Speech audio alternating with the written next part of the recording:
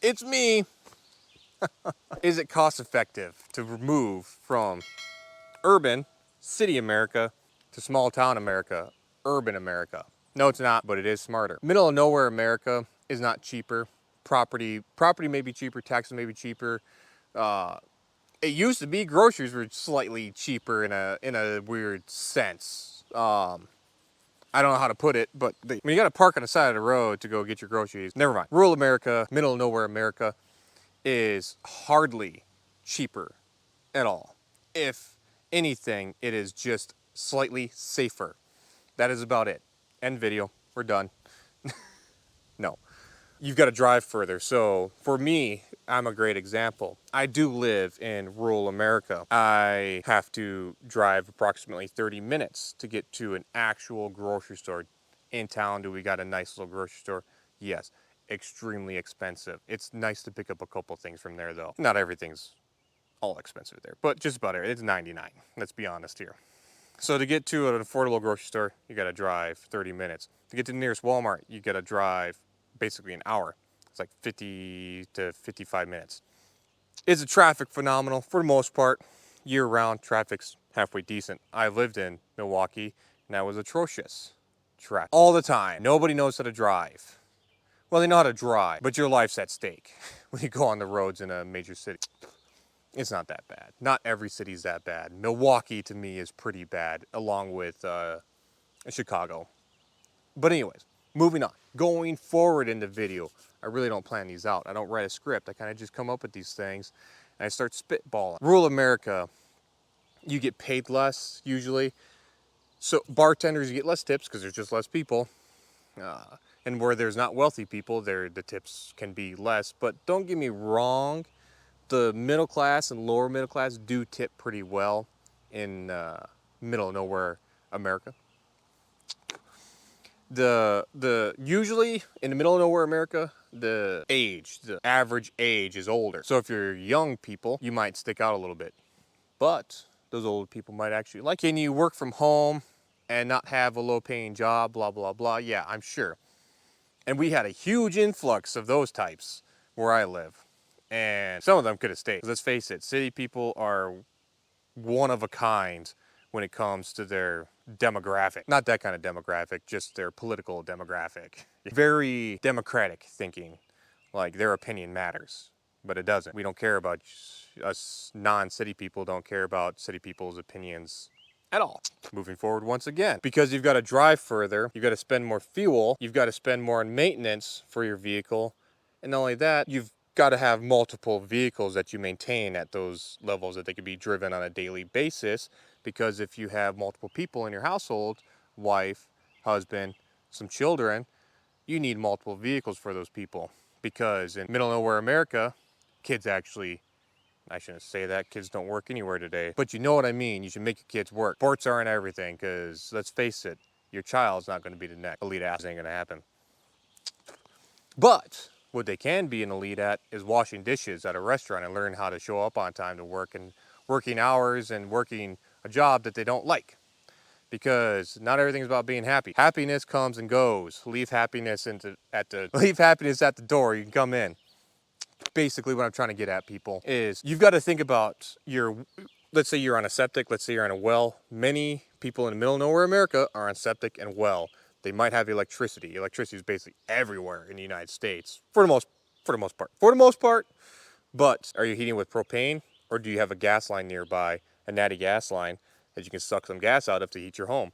Or do you have to have a giant pile of wood that you've got to maintain a chainsaw for? You've got to maintain an axe, a splitting maul or a splitting axe if you're going to split it by hand, or you've got to maintain a hydraulic wood splitter. And then you've got to have somebody that give you the wood, because I guarantee you, me and you and me, I and you, cannot afford to have 50 acres of land that you can continuously harvest wood on till the end of time, depending on how many square feet of house you're heating. BTUs, calculate. X amount of square feet of a home, X amount of acres of land can heat that home, basically, indefinitely, so long as you take care of your forest.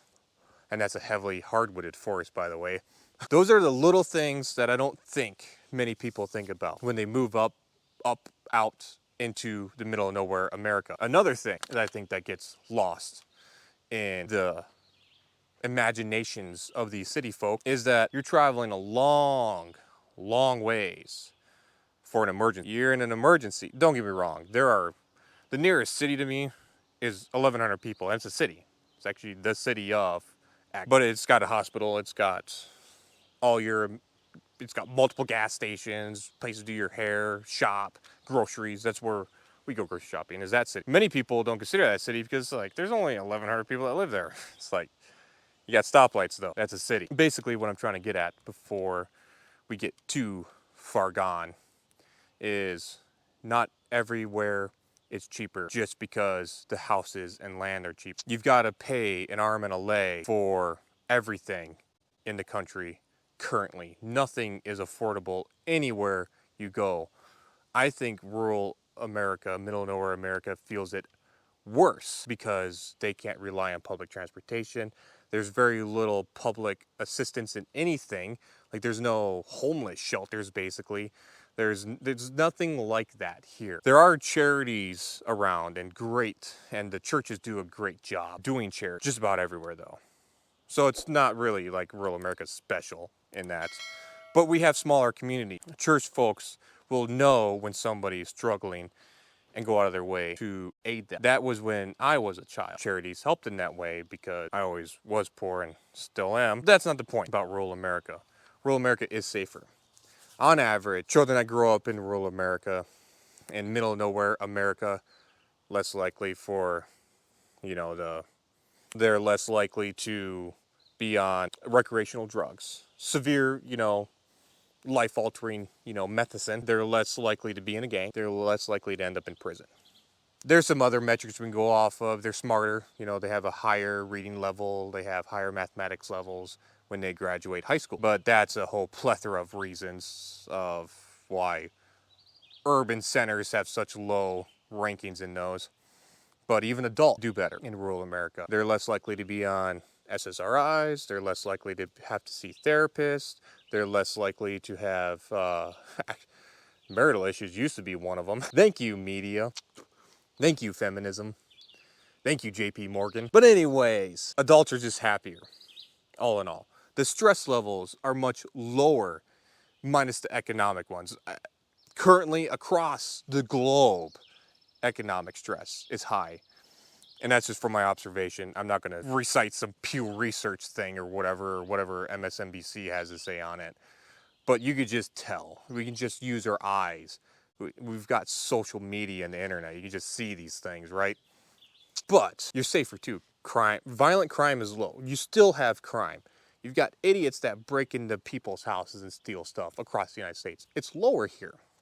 Less likely to have that issue. And violent crime is extremely low. Petty crime is extremely low. So that's somebody ripping your phone or your wallet out of your pocket or out of your hand. Extremely low. Homelessness is low.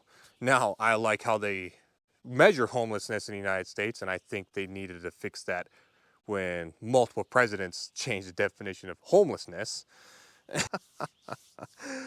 We won't get into that. But either way, it is safe. You're going to get paid less. You're going to have the same foods basically, so the same slop in every grocery store and in every restaurant. You're gonna have people you don't like. You're gonna have neighbors you don't like. You're gonna have HOAs. HOAs are everywhere. City people, stop making HOAs in the middle of nowhere. We don't like you. Go away. Like, why can't you just stay in the city? Like, it's because my yearly taxes are $30,000 and on this house it's only $2,000 and I live on a lake and I have more land. It's like, I don't want you here. I don't want you doing that. I want them doing that. I want houses and property being bought and sold through a long period of time. It does help the economy. It just so happens that we treat houses as investments, which you should, as a poor person, start thinking about that. You need to play the same game to get ahead. The game is rigged, and you need to figure out how to make it rigged less against you. It's rigged this much. We need to make it rigged this much against us, right? It's just how it is. But anyway, housing markets are always going up, basically. Where I live, during the 2008 crash, it actually barely affected the market long term. Houses stayed stagnant in price and they went down, they did go down, but nowhere near some other areas where houses basically became worth $1. Where I live, luckily, that won't happen to my property. That won't, most likely won't. But we shouldn't think of a residential home, a residential piece of land as an investment, but you have to as a monetary. You should think of it as an investment for your lineage, for your future, for your grandkids' future, for your kids' future, that you can pass this down to them. I truly believe that. That's a good investment, is when you can pass something. It doesn't have to have monetary value to pass down. I think everything from guns, land, the knowledge that you have, if you're a mechanic, if you're a farmer, passing those things down are great investments, and mastering them in a way and being able to actually teach them to your kids is phenomenal. Those are great investments. Do I think mechanics should get paid more? No. Do I think mechanics are doing the right thing? Yes. Some mechanics get paid more. Some mechanics don't get paid anything. Let's be honest here. Good mechanics, keep doing your job. Teach your kids those things on how to do those things. Maybe your kid doesn't want to be a mechanic. Maybe you don't want your kid to be a mechanic. Maybe you want your kid to be an engineer, because you want to hate them too, because you're a mechanic and you hate engineers. Well, I think most people hate engineers, but we know you're trying to do your job, but some of you suck at it. Anyway, invest in your safety, invest in your future, invest in your lineage's future, invest in your country's future. Don't think of things as monetarily. Don't think of the economic burden of living in rural America. Think about the investment, the time, the lineage, what you can pass on. Not the monetary, the economical right choice and everything. Like, oh, let me put a third of my paycheck into a portfolio and gain as much money as possible. Because unless you're lucky, or you're really good at it, or you're really smart, believe it or not, 90% of the population is none of that. Most of the population is unlucky, stupid, and not unlucky, stupid. Did I say 3? Either way, and lazy. We're all lazy. Don't get me wrong. You can get really far ahead if you work really hard, but you got to have some amount of luck, good luck. You got to have some amount of smarts, some amount of brains on you, which obviously I don't got because I can't think of words or count apparently. Either way, shifting from a monetary investment mindset to a physical asset, a future asset based mindset, I think is way better than focusing just on monetary value. Because I think monetary value will come if you think about I'm a diehard believer in you're obligated to certain things. I'm obligated to help my kid's future when I'm not even there. And the way that I can do that is by teaching them how to garden, teaching them how to grow trees, teaching them how to harvest the fruit, teaching them all that stuff, teaching them how to repair things themselves. I repaired a vacuum because I'm not willing to buy a $100 vacuum, so I took it apart and fixed it. It was a simple fix and everything like that. But either way, my kids saw me do that. Not just throw it in the dumpster. Don't get me wrong, I've got a whole dump trailer full of garbage right now that just isn't worth fixing. Or fix your stuff. Don't just throw it away. Consumption society, just consuming everything and then getting rid of it when it becomes useful. Rural America is the greatest place on earth. It is. Living in the middle of nowhere, it's peaceful, it's natural, it's almost divine in a sense to me. I see city people come out of the city and you actually get to see the real person that they are. They're calm, collected, they're there, they're in the moment for the most part. Not every, trust me, we got a lot of people from Chicago that come up here. God dang. But anyway, if you guys like this, go ahead and comment, like, subscribe. I've talked enough. It's a beautiful day out. It rained here and there, but I gotta get back to work and everything. Currently, America is in a bit of a wibble wobble, and it has been over the last, I believe, since 2019, 2020, during the vid virus and everything. Don't think about homesteading or rural America as costing more financially, because it does. Don't think about it as it costing you more of your time, because it is. It will cost you more of your time to live in the middle of nowhere because everything takes longer to do because there's just less infrastructure. Don't think about it. Think about like your kid's future, your grandkids' future. Think about it as hard asset, an actual feelable, touchable asset. Now, I know skills aren't, but they can be passed on. And if you do it correctly, you can have a lot of success in the long run. Anyways, comment, like, subscribe.